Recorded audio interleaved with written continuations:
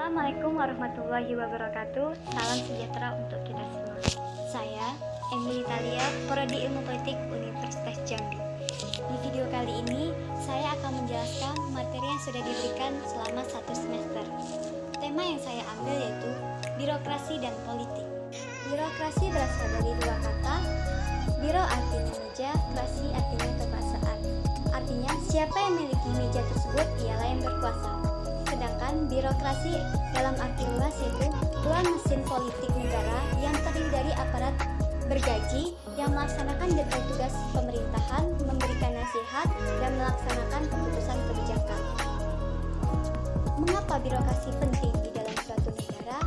Yang pertama, untuk memastikan kebijakan agar tidak ada kekacauan. Yang kedua, sistem yang jelas setiap wilayahnya. Setelah saya tadi menjelaskan pengertian birokrasi dan mengapa pentingnya birokrasi di suatu negara, di sini saya akan menjelaskan birokrasi dalam perspektif politik.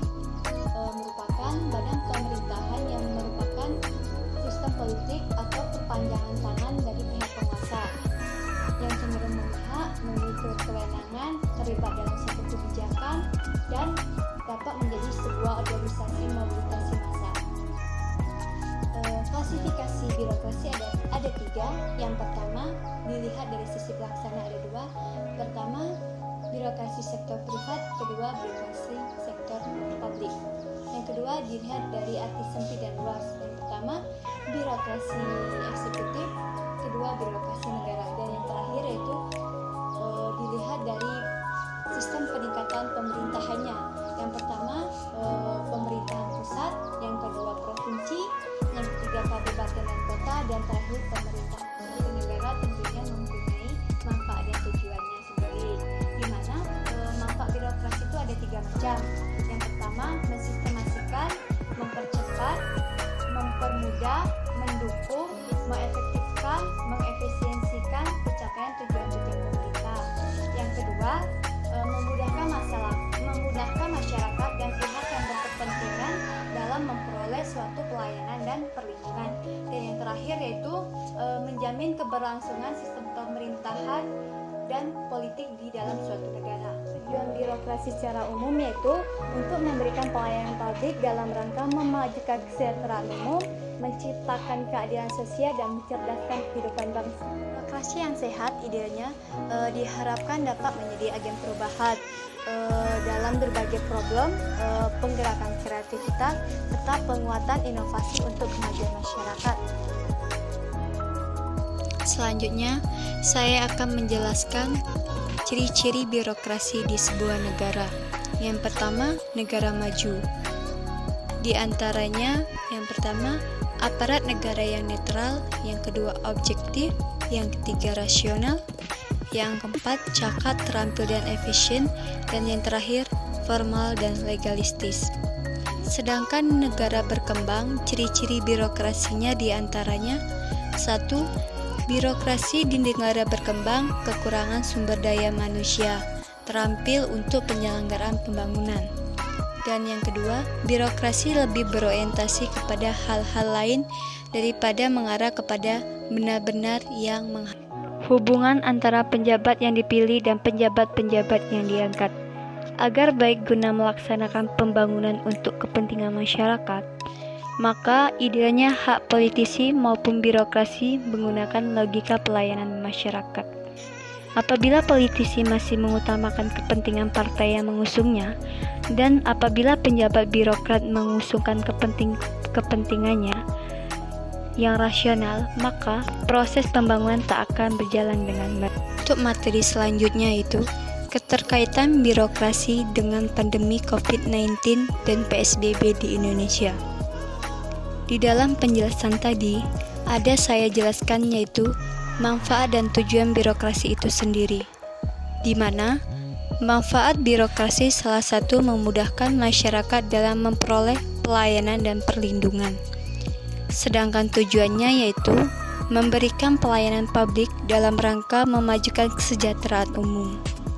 Dalam manfaat dan tujuan birokrasi itu sendiri, bagaimana langkah birokrasi menghadapi situasi pandemi ini dan penerapan PSBB di berbagai daerah di Indonesia. Dunia saat ini sedang digembarkan dengan adanya virus baru yang berasal dari kota Wuhan. Virus COVID-19 atau corona mulai menjadi momok menyeramkan bagi masyarakat, termasuk kita masyarakat Indonesia. Hal ini membuat Indonesia harus mengambil langkah cepat untuk menekan penyebaran virus COVID-19. Langkah yang diambil oleh pemerintah saat ini adalah dengan melakukan social distancing kepada masyarakat, di mana kebijakan ini diharapkan akan meminimalisir penyebaran virus ini. Banyak sekali pihak yang menilai bahwa social distancing tidak efektif untuk mengatasi masalah saat ini. Akhirnya, kebijakan lain yang diambil pemerintah yaitu dengan menerapkan PSBB atau pembatasan sosial berskala besar kepada daerah-daerah yang sudah banyak memakan korban. Melihat pelaksanaan PSBB ini di Indonesia memiliki setidaknya 3 masalah. Yang pertama, proses birokrasi yang rumit. Semua bermula dari proses penerapan PSBB di daerah-daerah yang harus mendapatkan persetujuan dari pemerintah pusat melalui Menteri Kesehatan. Untuk mendapatkan persetujuan, setiap pemerintah daerah harus memenuhi beberapa persyaratan, di antaranya jumlah kasus yang memadai dan penyebaran kasus yang cepat, dan kejadian penularan virus lokal di wilayah tersebut.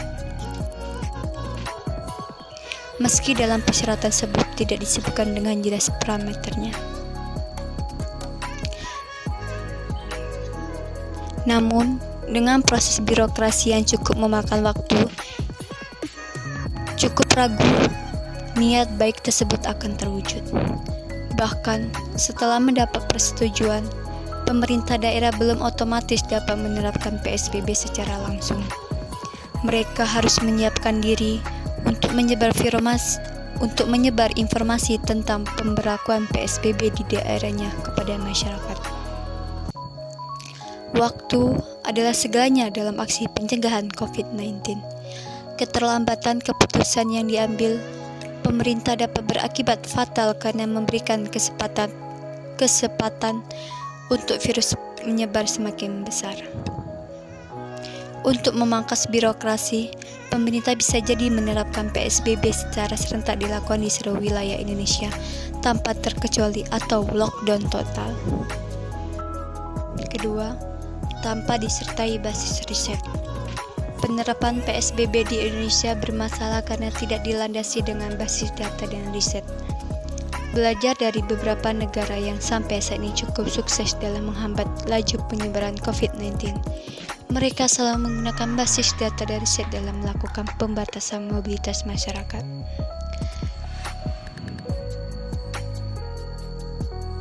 Sampai saat ini pun, pemerintah belum memiliki perhitungan seperti ini.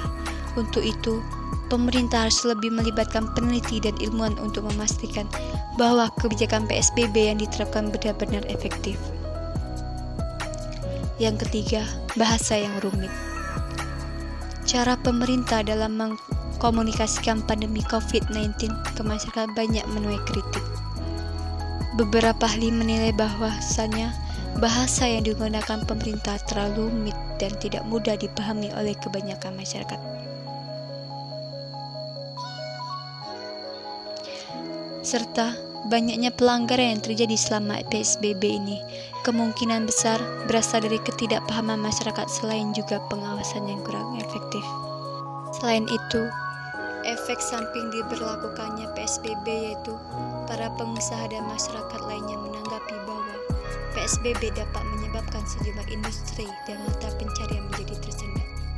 Para pengusaha menganggap PSBB ini menyebabkan sejumlah industri mati. Sektor yang paling terdampak adalah pariwisata dan jasa angkutan umum.